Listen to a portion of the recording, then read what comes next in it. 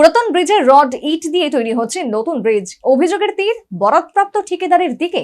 প্রতিবাদে নির্মাণ কাজ বন্ধ করে দিয়েছে স্থানীয় বাসিন্দারা। ঘটনা মানিক ভান্ডার গ্রাম পঞ্চায়েত এলাকায়। স্বচ্ছতা বজায় রেখে কাজ করার নির্দেশ জারি করেছে রাজ্য প্রশাসন, কিন্তু রাজ্য প্রশাসনের এই নির্দেশনামাকে বৃদ্ধাঙ্গুল দেখাতে যেন পিছু পা হচ্ছে না একাংশ দায়িত্বপ্রাপ্তরা। এমনই ঘটনা ক্যামেরাবন্দী হয়েছে কমলপুর বিধানসভার অন্তর্গত মানিক ভান্ডার গ্রাম পঞ্চায়েতের চক্রবর্তী পাড়া এলাকায়। 2018 জুন মাসে এটা নষ্ট হয়ে গেছে, 10 লামে পড়ে গেছে। তারপরে এটা বহুবার বিডিও সাহেবকে বলার পর এবং পঞ্চায়েতও সেখান থেকে একটা রেজলিউশন পাঠানো হয়েছিল, সেটা আমার কাছে খবর আছে। যার জন্য তারা নতুনভাবে এই ব্রিজটা এবং এই রাস্তাটা করার কথা।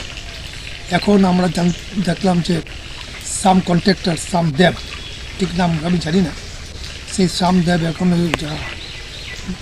ব্রিজটা এখন ভাঙতেছে এবং সেই ব্রিজের যে রড এবং ইটগুলি তারা কমলপুর ইংলিশ পিটিএম স্কুলের কাছে নিয়ে রাখছে। আমার মনে হয় যে এই ইটগুলি আবার ভাঙিয়ে আবার সেইগুলি সেই ব্রিজের মধ্যে লাগানো হবে। কাজে এটা দুর্নীতি, কাজে দুর্নীতি থেকে মুক্ত হওয়ার জন্য আমি এসডিও এবং ডিএমএফ সাহেবের নিকট আবেদন রাখছি, এটা যেন সুষ্ঠুভাবে তদন্ত হয় এবং কাজটা সুন্দরভাবে হয় সেই অনুরোধ রাখছি। গ্রামবাসীদের বক্তব্য, সংশ্লিষ্ট এলাকার পুরনো ব্রিজটি নষ্ট হয়ে গিয়েছিল। বন্যায় সংশ্লিষ্ট ব্রিজের দুপাশের মাটি সরে গিয়েছিল। অজ্ঞতা চলাচলের জন্য মানিক ভান্ডার পঞ্চায়েতের তরফ থেকে বাঁশের মাচা বানিয়ে দেওয়া হয়েছিল।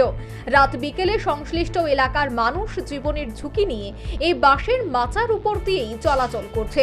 অবশেষে গ্রামবাসীদের প্রচন্ড চাপের মুখে দুর্গাচমনি আরডি ব্লক নতুন ব্রিজ নির্মাণের প্রয়োজনীয় পদক্ষেপ গ্রহণ করে। তার জন্য 61 লক্ষ টাকা বরাদ্দ হয়। কাজের বরাত পায় জনৈক ঠিকাদার। এ পর্যন্ত সবকিছুই ঠিক ছিল, কিন্তু বাদ সেধেছে বরাদপ্রাপ্ত ঠিকাদার এক অবৈধ সিদ্ধান্তের ফলে। গ্রামবাসীদের অভিযোগ, পুরাতন ব্রিজের রড ইট দিয়েই নাকি নতুন ব্রিজ নির্মাণের পরিকল্পনা করছে, আর এজন্য এ সমস্ত মালপত্র স্থানীয় একটি স্কুলের আশেপাশে দিয়ে মজুত করছে। এ নিয়ে স্বাভাবিকভাবেই স্থানীয় বাসিন্দারা প্রতিবাদ জানিয়ে ব্রিজের নির্মাণ কাজ বন্ধ করে দিয়েছে।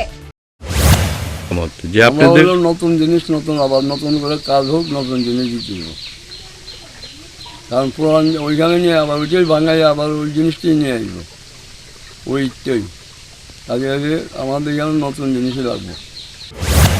পুরাতন ব্রিজের মালপত্র নতুন ব্রিজ নির্মাণে ব্যবহার করা হচ্ছে। স্থানীয় বাসিন্দারা এই অভিযোগ মানিক ভান্ডার পঞ্চায়েত প্রধানকে জানিয়েছে।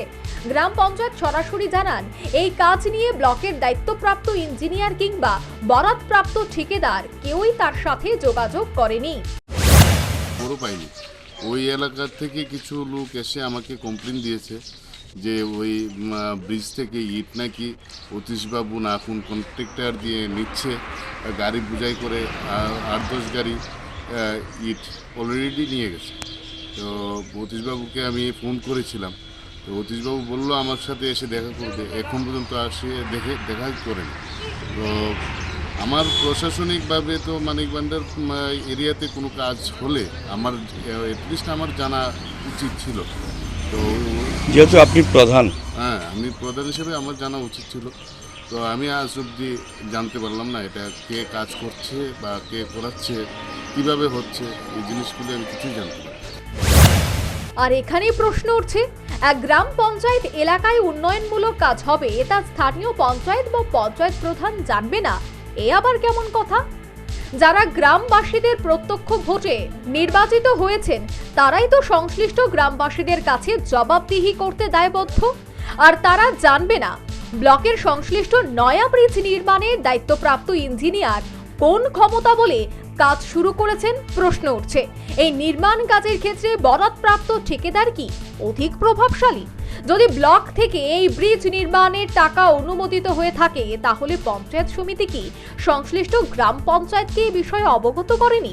প্রশ্ন উঠছে, পঞ্চায়েত সমিতি এবং গ্রাম পঞ্চায়েতের মধ্যে বোঝাপড়ার ফাঁক গলিয়ে কি ব্লকের দায়িত্বপ্রাপ্ত ইঞ্জিনিয়ার সহ তথাকথিত প্রভাবশালী ঠিকাদার রাজ্য সরকারের স্বচ্ছতা নীতিকে চ্যালেঞ্জ জানাচ্ছে? Bureau report, news vanguard.